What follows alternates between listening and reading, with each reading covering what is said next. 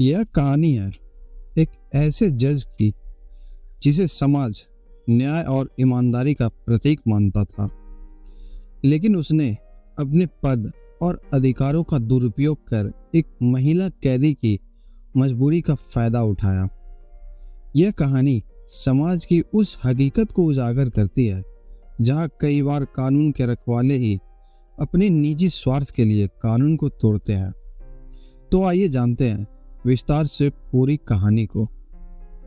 सुमन नाम की एक औरत जिसने अपने जीवन में बहुत संघर्ष किया था।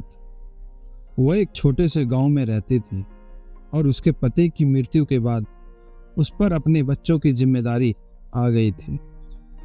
गरीबी और जीवन की कठिनाइयों से जूझते हुए एक दिन सुमन पर एक गंभीर अपराध का आरोप लगा दिया जाता है और आरोप होता है कि उसने अपने ससुराल वालों के साथ मिलकर अपने पति की संपत्ति हथियाने के लिए उसके भाई की हत्या कर दिया। हालांकि सुमन निर्दोष थी, पर हालात ऐसे बने कि उसे गिरफ्तार कर लिया गया और जेल भेज दिया गया। जेल में सुमन ने अपने जीवन की सबसे कठिन दिन बिताए।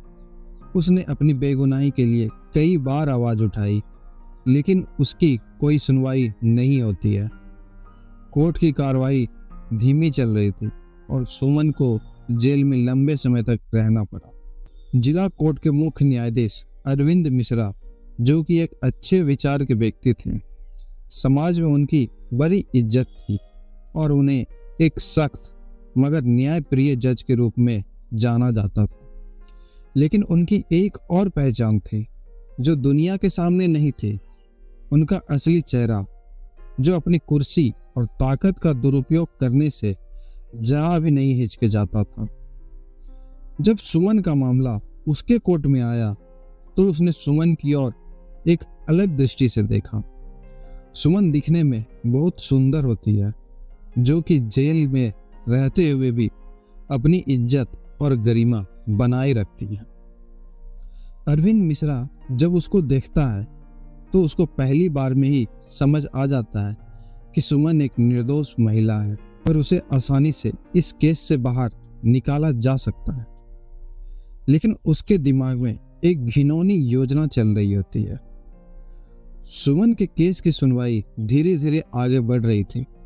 अरविंद मिश्रा ने एक दिन अपने अधिकारी के माध्यम से सुमन को संदेश भिजवाया कि अगर वह उनके साथ सहयोग करेगी तो उसे जल्दी रिहाई मिल सकती है। सुमन यह बात सुनकर घबरा जाती है। उसे समझ नहीं आता है कि वह किस तरह का सहयोग चाहता है, लेकिन जेल की दीवारों के पीछे वह इतनी मजबूर हो गई थी कि उसके पास और कोई विकल्प नहीं थे। कुछ दिनों बाद जज जेल में सुमन से अकेले मिलने के लिए जाता है और वह सुमन के पास जाकर उसे सीधा प्रस्ताव देता है कि तुम्हारा केस मैं कुछ ही दिनों में निपटा सकता हूँ। तुम्हारी बेगुनाही का सबूत मेरे पास है, लेकिन बदले में तुम्हें मेरे लिए कुछ करना होगा। यह सब सुनकर सुमन का चेहरा सफेद पड़ जाता है। उसे अरविंद मिश्रा की मंशा अब साफ समझ आ चुकी थी। न्याय का यह रखवाला उससे उसकी आत्मा और सम्मान की कीमत मांग रहा था। सुमन असमंजस में थी। वह जानती थी कि अगर उसने मना किया तो उसकी सजा लंबी हो सकती है और वह जेल की अंधेरी गलियों में ही दम तोड़ देगी, और अगर उसने हामी भरी तो वह अपने आत्मसम्मान को खो देगी। सुमन ने अपने जीवन में पहले भी कई कठिनाइयां झेली थी, लेकिन यह सबसे बड़ी चुनौती थी। वह कई रातें रोई, खुद से लड़ती रही कि क्या सही है और क्या गलत।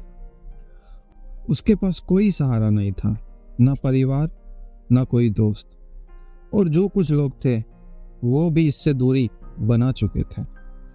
आखिरकार उसने एक दिन जज के साथ संबंध बनाने के लिए हाँ कर ही दिया। उसकी मजबूरी इतनी बढ़ गई थी कि वह अपना सम्मान खोने को तैयार हो गई, बस इस उम्मीद में कि शायद उसकी रिहाई हो जाए और वह अपने बच्चों के पास लौट सके।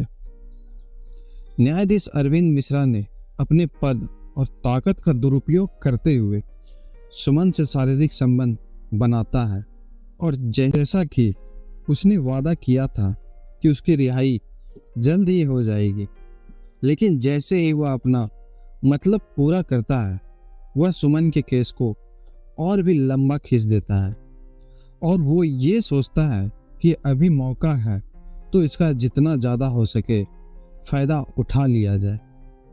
सुमन के लिए यह अनुभव न सिर्फ दर्दनाक था बल्कि उसके अंदर की सारी उम्मीदें और आत्मविश्वास भी टूट चुकी थी। लेकिन कहते हैं ना कि किसी भी गलत काम का अंत जरूर होता है।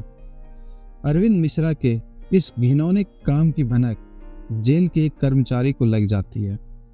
उस कर्मचारी ने इस बात को छिपाने के बजाय इसे उजागर करने का फैसला करता है। उसने मीडिया के कुछ लोगों से संपर्क किया और न्यायाधीश के कारनामों का पर्दाफाश कर दिया। मीडिया में खबर फैलते ही हड़कंप मच जाता है।